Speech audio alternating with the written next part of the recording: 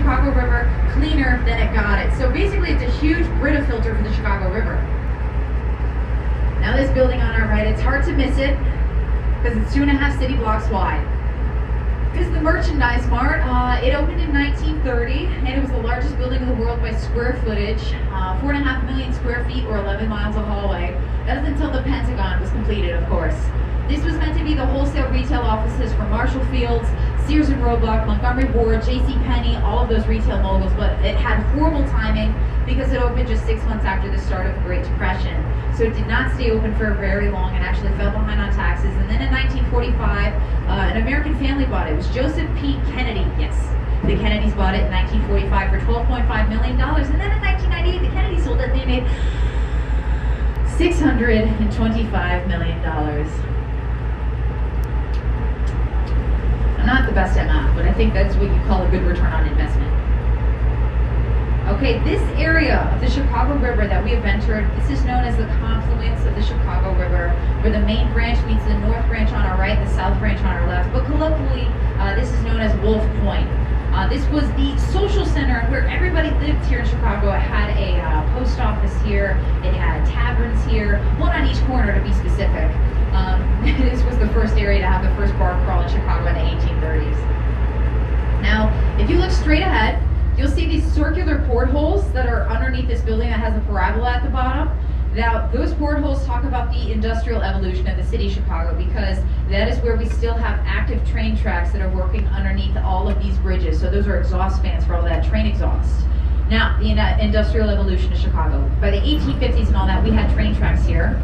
But you get to the late 1800s, we're running out of space to build all these new buildings and all that. And so the trains, they're saying, well, I suppose we own the land that the trains are on, and I suppose we own the air above the train tracks as well.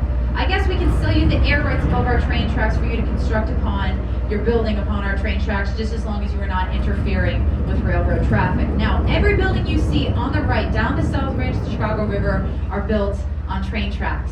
And they had to get really creative, didn't they? Now look at this one that comes down to a point, one of my favorite to talk about because it's mind-blowing every time I talk about it. They consider this area of the land of which 150 North River Point stands for 90 years to be unbuildable. There's no way you could build there because, for one, since the 90s, you have to allow for 30 feet of public river walk space. And then also, on the other side of that building, there are train tracks. So you see that small piece of concrete that goes into the ground, that is all the space they had to establish the foundation of that building. 200 feet deep down into the bedrock, made of the strongest steel and strongest concrete in the world.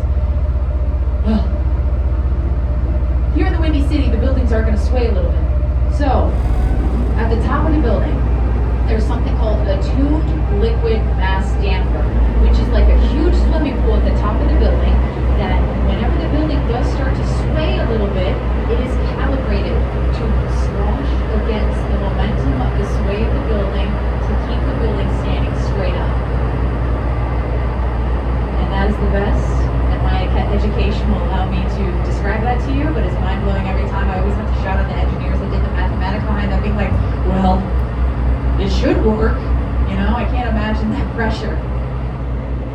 Now, over here on our right, this green curved building, this is contextual architecture. It is referencing the area that the building has been constructed. It's curved to go with this curve of the river and 2 shades of green wavy glass to match the green waviness of the river. From 1983, it's called the New Bean Building. It's also a movie star because that was featured in Ferris Bueller's Day Off. That was the office building that Ferris's father worked in the movie. Now, I briefly mentioned Art Deco architecture, but if you want to look at the Merchandise Mart, this is the perfect explanation for you. So, Art Deco. This architecture era, it existed in between World War I, World War II. Think about roaring 20s, think about Jazz Age, flappers and all that, really energetic era. Well, how do you design a building, something that's stagnant, make it look like it's really energetic? With verticality.